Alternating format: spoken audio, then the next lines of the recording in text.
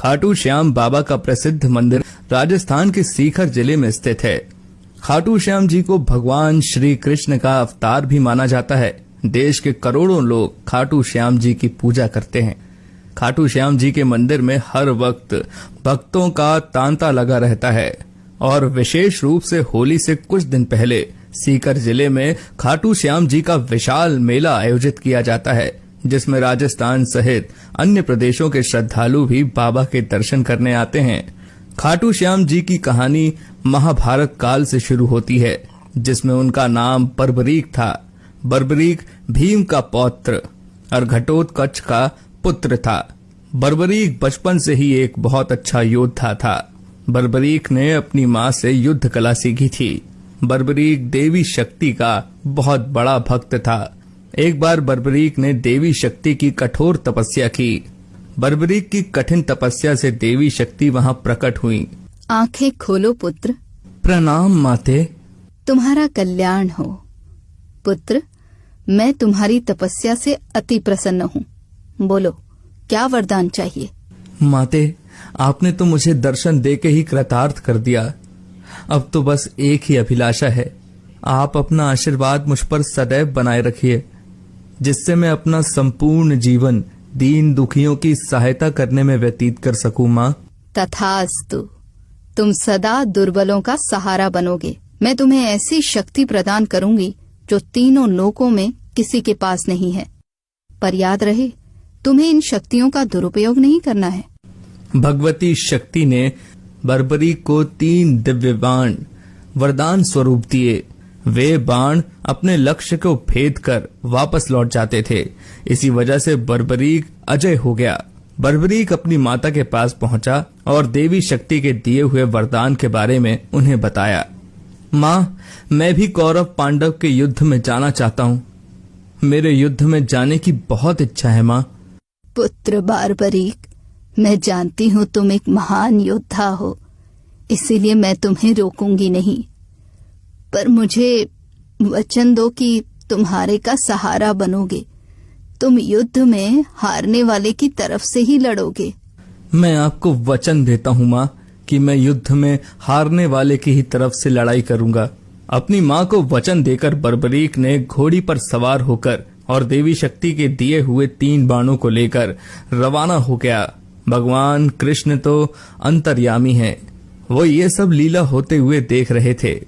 भगवान कृष्ण जानते थे कि बर्बरीक केवल हारी हुई सेना की तरफ से ही लड़ेगा, और वो ये भी जानते थे कि कौरवों को भी बर्बरीक के इस वचन के बारे में पता है। बर्बरीक कौरवों का सहयोग कर पांडवों का विनाश कर देगा। इस प्रकार जब वो कौरवों की तरफ से लड़ेगा तो पांडवों की लड़ रही सेना कमजोर हो जाएगी।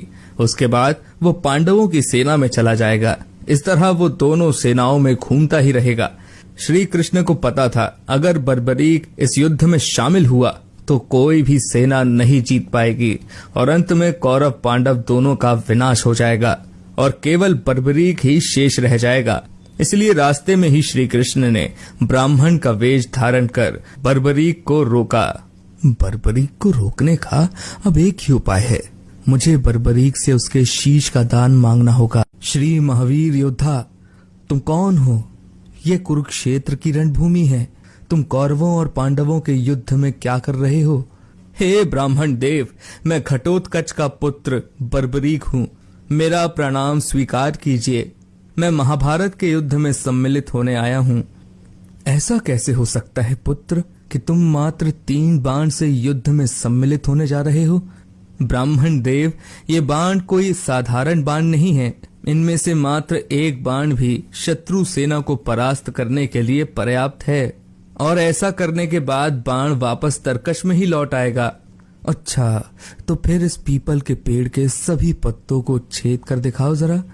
बस इतनी सी बात ब्राह्मण देव, अभी किए देता हूँ। बर्बरीक ने ब्राह्मण रूपी श्री कृष्ण की चुनौती स्वीकार कर ली।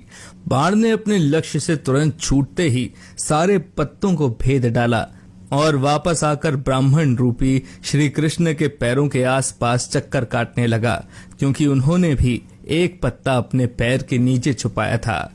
ब्राह्मण राज, अपना पैर यहाँ से हटा लीजिए, वरना ये आपके पैर को भी भेद देगा।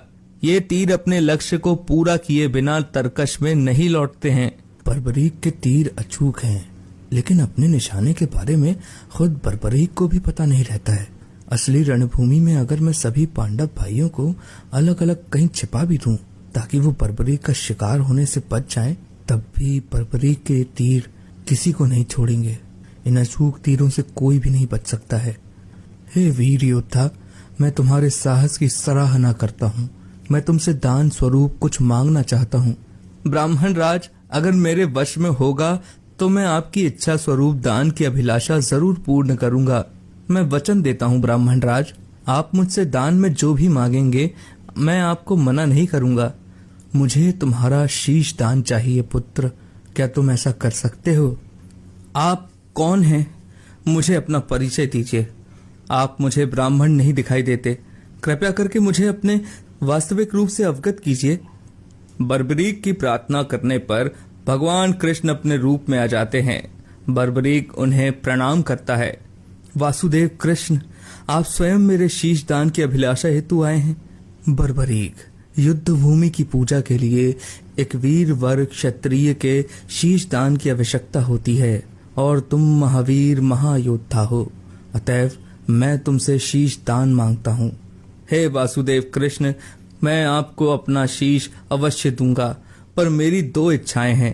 पहला ये कि मेरी देह को आप स्वयं अग्नि देंगे, और दूसरी इच्छा ये है कि मैं अंत तक इस युद्ध को देखना चाहता हूँ। ऐसा ही होगा वीर शीश दानी बर्बरीक। कलयुग में लोग तुम्हें हारे हुए का सहारा बोलेंगे, तुम्हें श्याम नाम से पुकारेंगे। मेरे नाम से ही तुम्हारी कलयुग में पूजा की जाएगी। कलयुग में खाटू श्याम नाम से तुम्हारी पूजा होगी। फाल्गुन माह की द्वादशी को बर्बरीक ने अपने शीश का दान दिया। बर्बरीक को ब्रह्मा जी ने एक श्राप दिया था, जिसके मुताबिक उनकी मृत्यु पृथ्वी लोक पर भगवान कृष्ण के ही हाथों होगी, तभी वो श्राप से मुक्त हो पाएंगे। बर्बरीक का सर युद्ध भूमि के समीप ही एक पहाड़ी पर सुशोभित किया गया, जहां से बर्बरीक ने महाभारत का संपूर्ण युद्ध देखा। युद्ध की समाप्ति पर पांडवों में आपसी बहस होने लगी कि युद्ध में विजय का श्रेय किसको जाता है। इस पर श्री कृष्ण बोले, तुम सबको आपस में विवाद में पड़ने की कोई आवश्यकता नहीं है। बर्बरीक का शीश संपूर्ण युद्ध का साक्षी है, अतः उससे बेहतर निर्णायक भला कौन हो सकता है। ठीक है वासुदेव, फिर हम इस निर्णय को जानने के लिए बर्बरीक के पास ही चलते हैं। पौत्र बर्बरीक, तुमने तो युद्ध को बहुत ध्यान से देखा है, क्या तुम बता सकते हो हम सब वीरों में से इस युद्ध को जीतने का श्रेय किसे जाता है? श्री कृष्ण ने ही इस युद्ध में विजय प्राप्त कराने में सबसे महान कार्य किया है। उनकी शिक्षा, उनकी उपस्थिति, उनकी युद्ध नीति निर्णायक थी। मुझे तो युद्ध भूमि में सिर्फ वासुदेव कृष्ण का सुदर्शन चक्र घूमता हुआ दिखाई दे रहा था, जो कि शत्रु सेना को काट रहा था। इस धर्म युद्ध को जीतने का संपूर्ण श्रेय भगवान श्री कृष्ण को ही जाता है। वीर बर्बरीक, तुम धन्य हो, तुमने बिल्कुल सही निष्कर्ष दिया है। इसके पश्चात सभी पांडव बर्बरीक के निर्णय की सराहना करते हैं और भगवान कृष्ण से क्षमा मांगते हैं, क्योंकि वो जानते थे यदि स्वयं वासुदेव न होते तो ये धर्म युद्ध जीतना असंभव था। धर्म की विजय स्वयं वासुदेव कृष्ण के कारण ही हुई थी। भगवान कृष्ण के आशीर्वाद से बर्बरीक को कलयुग में श्याम नाम से पुकारा जाने लगा। आज भी खाटू श्याम जी महाराज के अनेकों भक्त रोजाना उनके दर्शन करने आते हैं और उनसे मन वांछित फल की प्राप्ति भी करते हैं।